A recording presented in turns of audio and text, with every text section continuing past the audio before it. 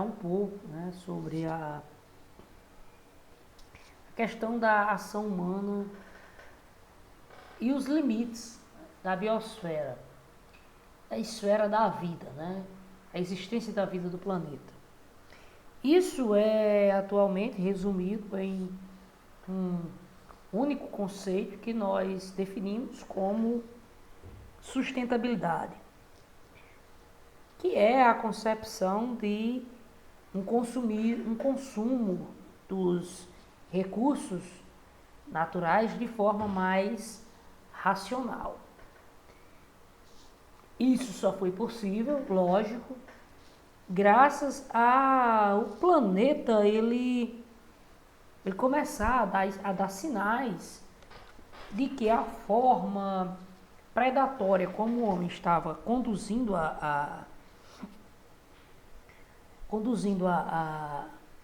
as políticas econômicas e de exploração dos recursos estavam sendo muito agressivas.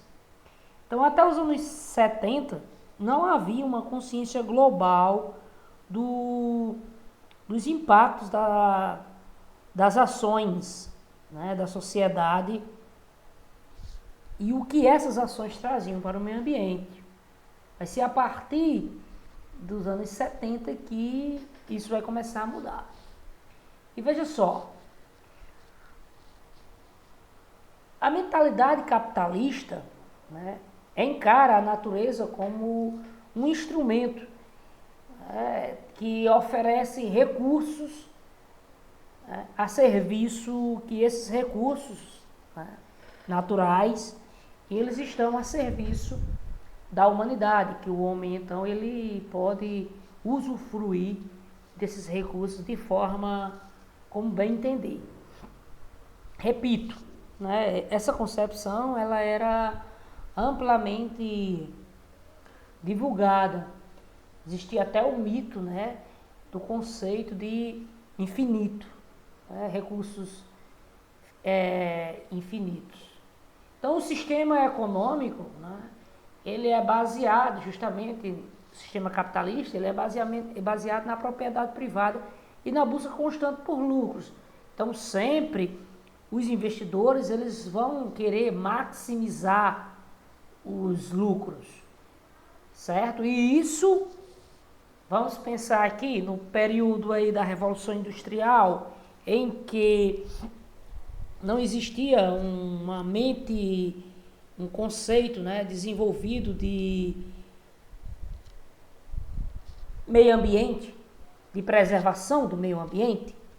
Então, nós devemos ter a concepção de que as coisas eram bem diferentes.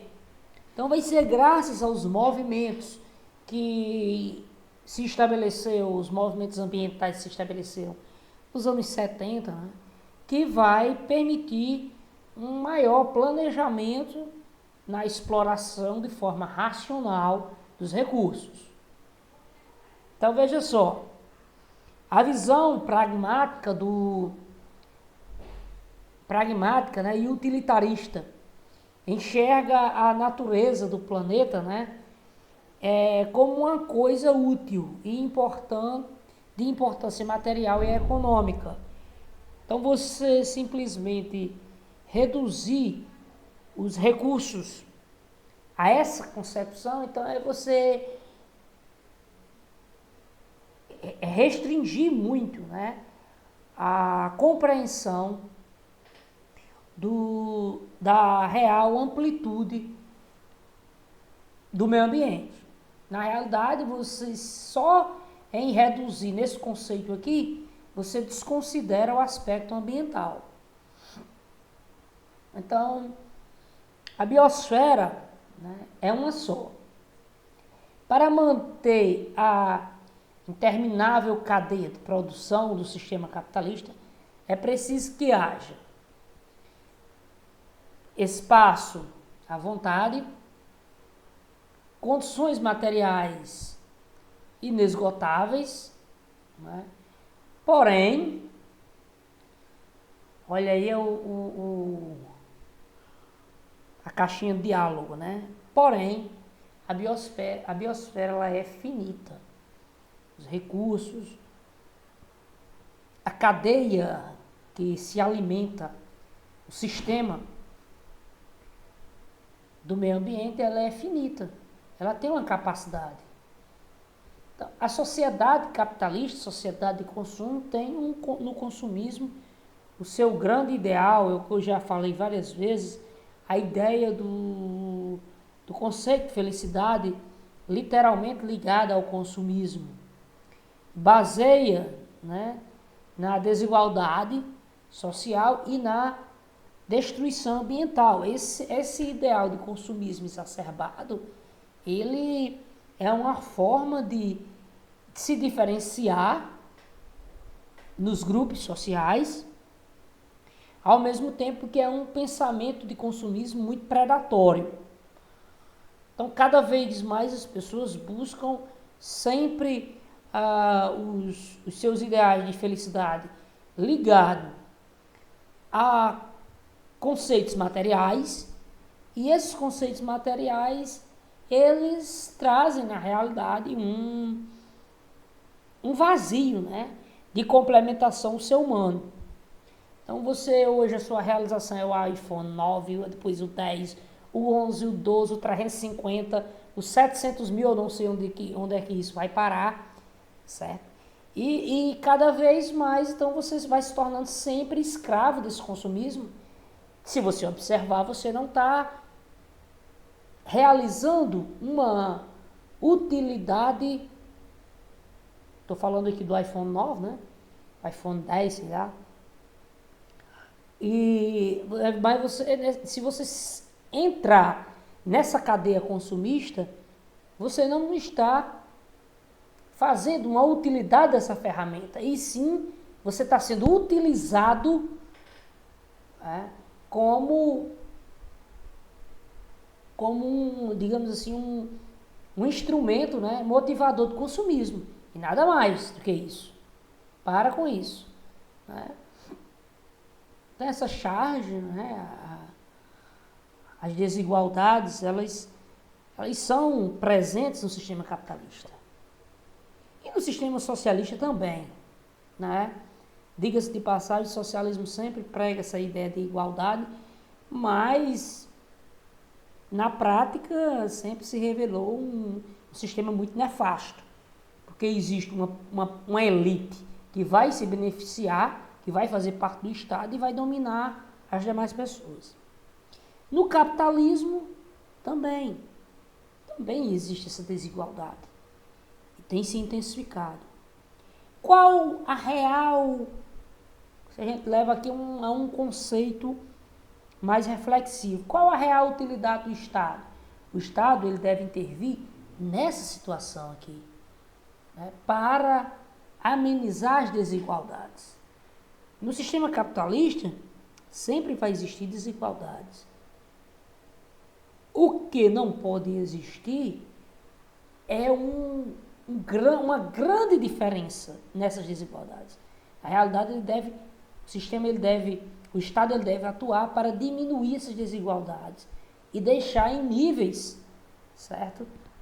Que a gente poderia dizer toleráveis, certo? Então, a diferença entre o mais rico e o mais pobre seja, vamos dizer aqui, a variedade no cardápio da comida, mas que a pessoa mais pobre, ela tenha direito a comer no mínimo 3 vezes ao dia. Isso é dignidade humana. Que a pessoa mais rica, ela pode ter mansões, certo, mas que a pessoa mais pobre, ela tenha direito à sua casa. E assim, a gente, mesmo tendo a desigualdade, mas é algo dentro de uma margem.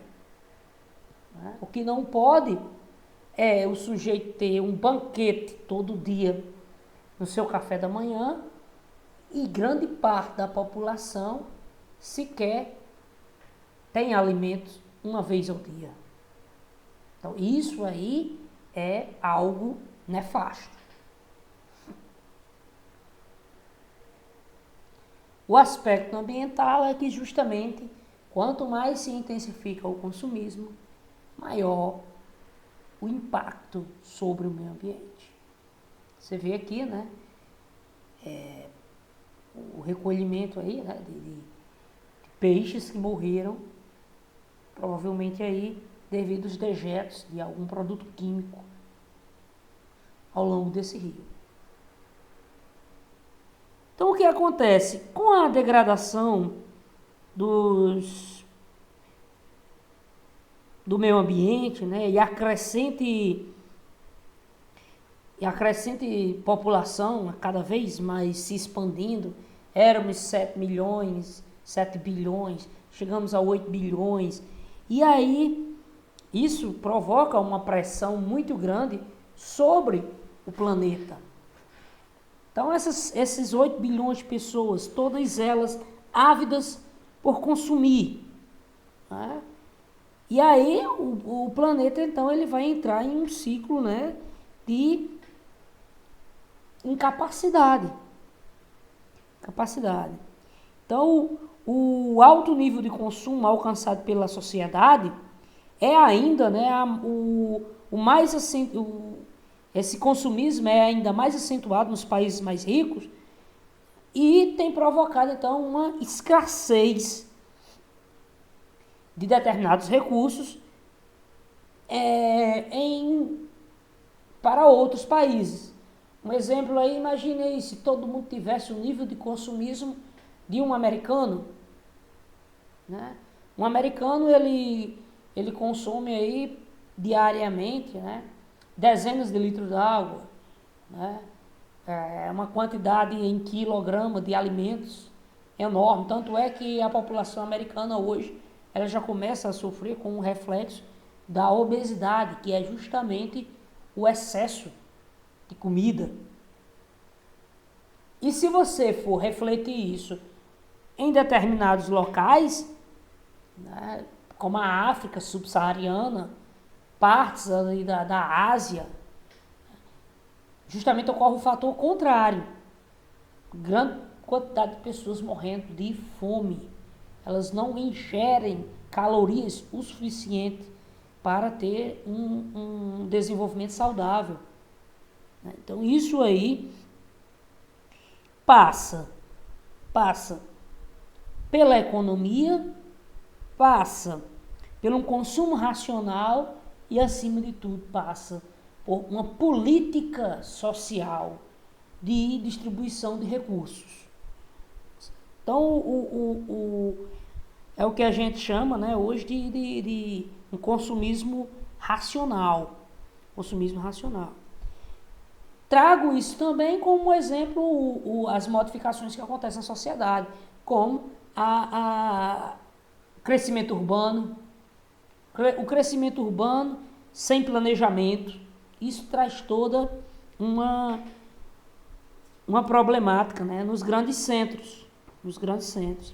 E aí nós vamos debater um pouco aqui alguns pontos, né, alguns problemas que levaram a discussão, principalmente no século XX, né, dos problemas ambientais que têm acontecido. Então, primeiro aqui eu trago o efeito estufa, que é um fenômeno, a gente tem que entender que o efeito estufa, ele é um fenômeno natural. O planeta, a vida no planeta depende do efeito estufa, que é essa capacidade de retenção de calor, né, para a existência de vida. Inclusive, é necessário tirar da nossa cabeça essa ideia de que o ideal seria um resfriamento do planeta, porque quanto mais o planeta ele se aquece, mais, estou falando aqui em níveis toleráveis, gente, tá certo? Compreendam bem isso. Mais ocorre uma explosão de vida, de produtividade. O contrário seria um planeta gelado, então aí a vida ela seria extinta completamente, não teria como sobreviver. Então esse fenômeno garante, acima de tudo, né, que a diferença de temperatura entre dia e noite não seja tão grande, como é na Lua, um exemplo, né, como ele faz a comparação aqui, onde não existe atmosfera. a existência de vida na Terra depende do efeito estufa. Contudo, o desenvolvimento industrial, o aumento da grande quantidade de gases, isso aqui principalmente pós-era industrial, pós-século XVIII, com certeza. Até o século XVIII, o ser humano ele consumia os recursos naturais, mas só que numa proporção que permitia com que o planeta ele conseguisse repor, né, em um tempo hábil. A partir do advento da Revolução Industrial, esse processo não foi mais acompanhado. Então, o consumismo, principalmente aí, incentivado pela grande propaganda, intensificou de forma tal que o planeta ele não consegue repor, né, essa capacidade. Então, fábricas, veículos, desmatamentos, queimadas, são só um dos exemplos, né, que mostram, intensificam o efeito estufa. Aqui, então, essa capacidade, né, como é que funciona. Então, o Sol ele irradia, né, entra em contato com a superfície terrestre e grande parte dessa radiação solar volta para o espaço. A outra, ela fica, né, na atmosfera aqui, né, aquecendo o planeta. O que está acontecendo? Como vocês podem ver aí na imagem, o que está acontecendo é que a constante emissão de fuligem, de poluentes, né, tem engrossado essa camada aqui da atmosfera, principalmente nos grandes centros, e isso tem gerado, né, uma maior retenção de calor, proporcionalmente. Então, esses gases, então, eles bloqueiam e provocam aí o aquecimento do meio ambiente.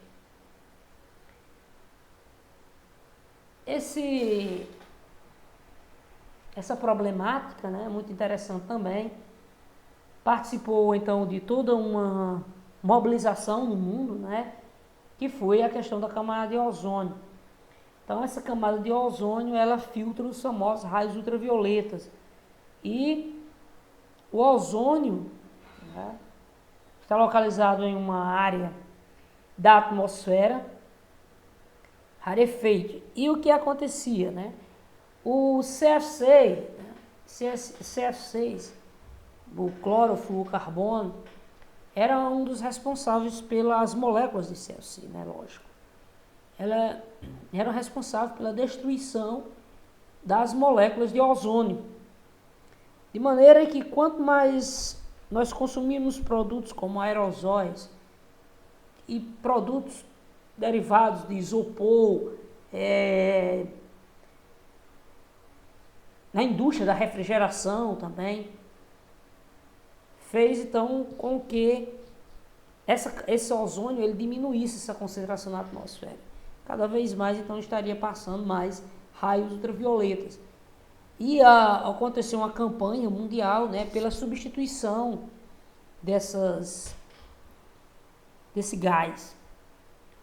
E a camada de ozônio ela começou a se recuperar. Certo? Hoje, outro grande desafio é a escassez da água. Água potável. Certo? A quantidade de água no planeta há milhões de anos é a mesma.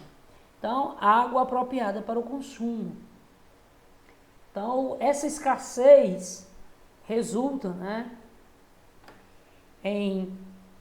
resultante, né, no grande crescimento populacional, a expansão da indústria,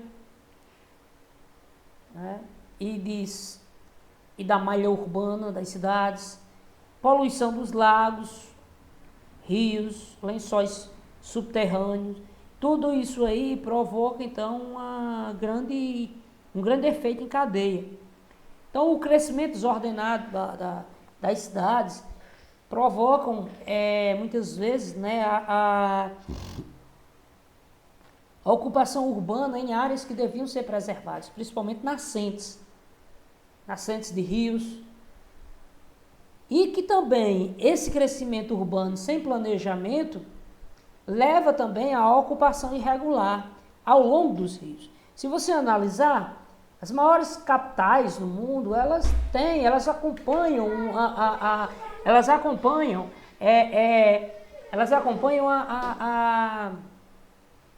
acompanham grandes rios, né? Então você tem ali São Paulo, Rio Tietê, Londres, né? O Rio Tamisa. Um momento aí, pessoal, um momento aqui, só um instante.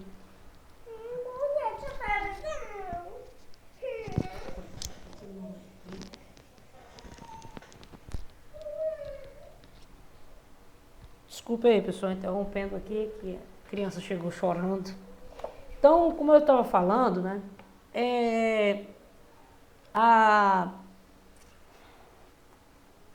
grandes capitais, como Londres, né, tem o rio Tamisa, Paris tem o rio Sena.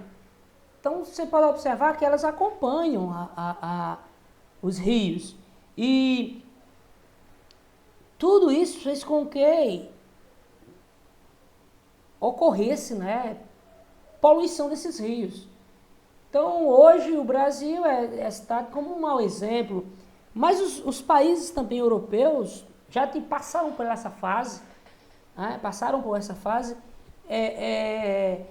Londres, por exemplo, Thames era um rio, um esgoto a céu aberto, isso aí no século XVIII, no século XIX. O bom seria que o Brasil tivesse aprendido, né, com o mau exemplo de outros países e não fizesse isso com os seus rios. No entanto, isso não se cumpriu, né? Isso não se cumpriu. Então veja aqui, né, outros setores como desmatamento foi outro fator, né, que provoca a morte das nascentes, e a compactação de solos, que faz também, porque justamente a conhecida impermeabilização, que impede o abastecimento, né, de lençóis freáticos. Se você observar, então, você tem aí cidades com malhas urbanas de centenas de quilômetros, né, por asfaltos ou calçamento. Então, essa impermeabilização não permite abastecimento de lençóis freáticos. Consequentemente, vocês vão sofrer aí com outra problemática, que é enchentes, né, e essas enchentes muitas vezes também já é consequência, né, da quantidade de lixo nas áreas de drenagem das cidades. Então a poluição dos rios, lagos, né, com a Revolução Industrial, então ficou muito comum o despejo, né, de produtos químicos, né, sobre oceanos e rios. No entanto, a capacidade de autorregulação, né, do meio ambiente desequilibrou, certo? Então, você tem aí praticamente rios mortos, né, onde não existe praticamente vida. Além disso, passou-se a lançar na água grande quantidade de elementos biodegradáveis. Tudo isso aí é uma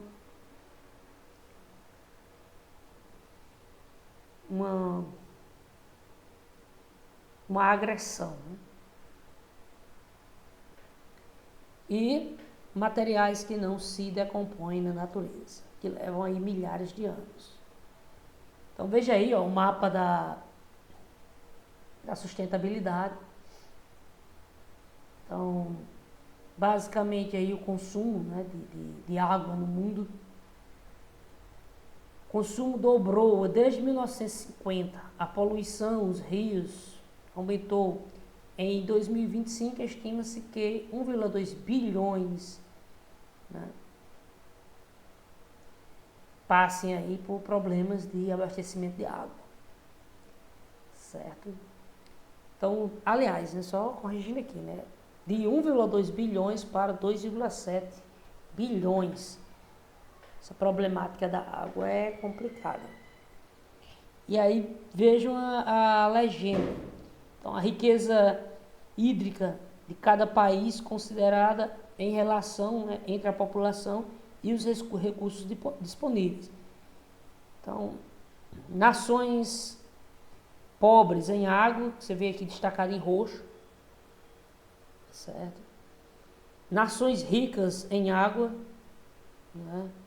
Então aí você tem aí, Brasil está incluído nessas nações. No entanto, isso não significa que parte da população não sofra com a problemática da água. Você tem aqui o Nordeste, em períodos de seca nós temos uma crise de abastecimento. Cidades entrando em colapso de abastecimento. Para se ter uma ideia, né, o Brasil tinha aí o famoso projeto de transposição de São Francisco e já levou aí bilhões e bilhões de reais. Essa transposição começou desde o período do governo Lula, os dois governos, passou o governo Lula, passou o governo Dilma, passou o governo Temer, né? E o consumo de bilhões e bilhões de reais. E isso não se concretizou. Gosto de fazer um paralelo, né? Você compare isso, estude lá um pouquinho a construção do canal do Panamá. Os camaradas conseguiram integrar um oceano, 2 oceanos, né? E nós aqui no Brasil sequer conseguimos levar a água do Rio São Francisco, que passa no Nordeste, para outras regiões, para outros estados do Nordeste. Então, o Brasil é diferenciado, infelizmente, no aspecto negativo. Nessa segunda aqui, olha, continuando aqui, águas em más condições, certo? Essas regiões aqui, ó. E água da melhor qualidade. Você tem aqui Finlândia, Grã-Bretanha, Japão, Rússia. Então veja só aí como é essa situação. Se você observar, a maioria de países que enfrentarão problemática de água, né, são países ditos, né, mais atrasados. Os países mais ricos, eles vão desenvolver determinadas tecnologias, eles podem investir, mas os países menos desenvolvidos, esses aí, se tiver uma limitação geográfica, que é a disponibilidade de água, tem também a limitação econômica.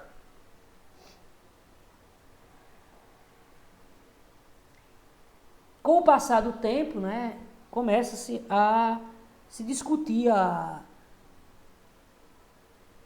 essa questão ambiental. Então, como o homem estava conduzindo a política ambiental, não poderia continuar. Então, em 1972, ocorreu a primeira conferência, né, sobre meio ambiente, a Estocolmo, 72, foi na Suécia. Então, nessa conferência de Estocolmo, foram tratados temas como poluição da atmosfera, chuva ácida. Então, foi a partir dessa conferência que temas ambientais começaram a entrar na pauta de discussões internacionais. Em 1992, como vocês estão vendo aí, ocorreu no Rio de Janeiro, então, a ECO 92. Então, Conferência Mundial sobre o Meio Ambiente e o Desenvolvimento. Foi uma conferência mundial sobre o meio ambiente. Então, assuntos tratados, você tem aí poluição do ar, das águas, destruição das florestas, extermínio dos animais, perigos, né, do armamentismo e camada de ozônio. Passado isso aí, em 92, então teve aí depois, em 97 teve o protocolo de Kyoto. Então foi uma conferência, né, sobre mudanças climáticas. Então o acordo segundo o qual os países do norte, nessa época esse conceito aí, né, se comprometiam em reduzir as emissões de dióxido de carbono. Então isso aqui era a problemática climática. Então, o protocolo de Kyoto entrou em vigor em 2005.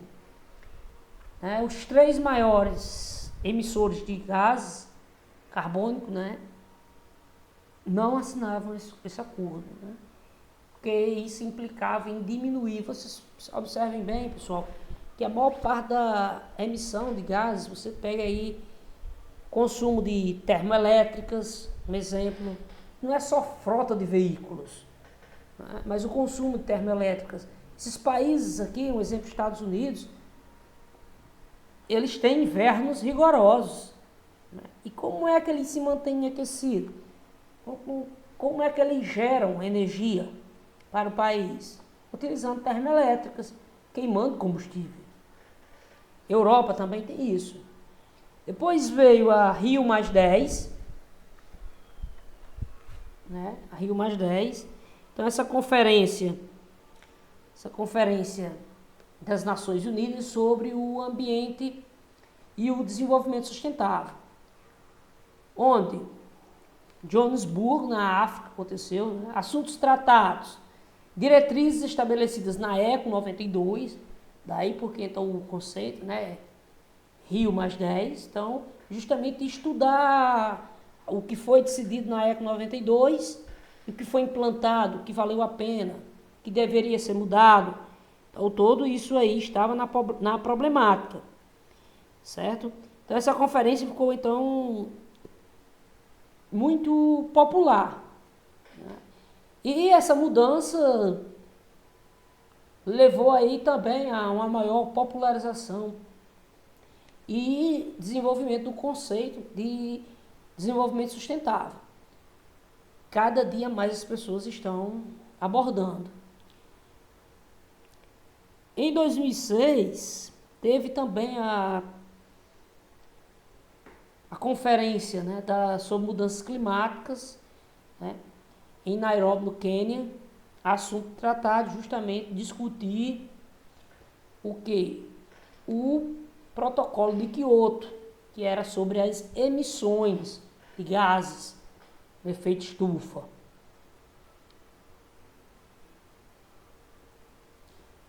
Na Rio+20, foi uma conferência das Nações Unidas sobre desenvolvimento sustentável. Novamente,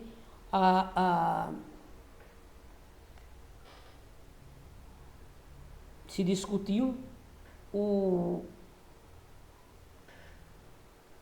que tinha sido implantado de políticas sociais e ambientais no que diz respeito à conferência da ECO 92, da Rio+10. Então, tudo isso aí já foi um novo debate, trazendo à tona essa problemática. Por último, nós temos também o Acordo de Paris, pelo qual foram propostos metas para diminuição de gases estufa. Então, o Acordo de Paris ele foi em 2015.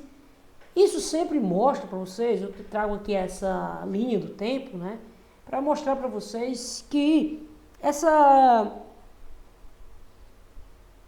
problemática do meio ambiente, ela só pode ser resolvida se acontecer um desenvolvimento comum entre os países, com interesses iguais, Porque, do contrário, o planeta inteiro ele vai sofrer o mesmo impacto. Então, o que adianta alguns países, os países que menos poluem, eles adotarem um protocolo de Kyoto, se os que mais poluem, como Estados Unidos, China, Índia, partes de alguns países da Europa, não adotarem? Então, o planeta continua sendo impactado. Logicamente, isso aí necessita de um planejamento econômico que o impacto tem um impacto, principalmente aí a busca de desenvolver fontes alternativas e a discussão dessas fontes alternativas, se elas realmente também são eficientes, certo? Então, hoje nós estamos popularizando muito na nossa região as energias solares, as energias eólicas, são energias alternativas. A indústria automobilística já está canalizando investimentos fortes em carros elétricos. para mudar as suas frotas. E aí já vem a nova discussão. Se os carros elétricos, imagina aí se é a frota do mundo inteiro for de carros elétricos. O homem está deixando de consumir energia fóssil, está usando a energia elétrica. Só que aí vem a pergunta, né? A produção de energia elétrica, ela vai aumentar de forma exponencial. O consumo vai triplicar, digamos assim. Se toda a frota do mundo começar a utilizar essa energia. Os carros serem abastecidos por energia elétrica. E aí, essa produção de eletricidade vai ser como? Porque hidroelétricas não vão dar conta. Né? Vai ser necessário para produzir essas eletricidades ou usinas atômicas ou usinas termoelétricas que vão consumir combustível fóssil também. Então é necessário toda uma modificação. Quando você modifica esse plano de desenvolvimento, você muda toda uma cadeia. Outra pergunta básica: as baterias dos carros elétricos, como é? Qual é o destino delas?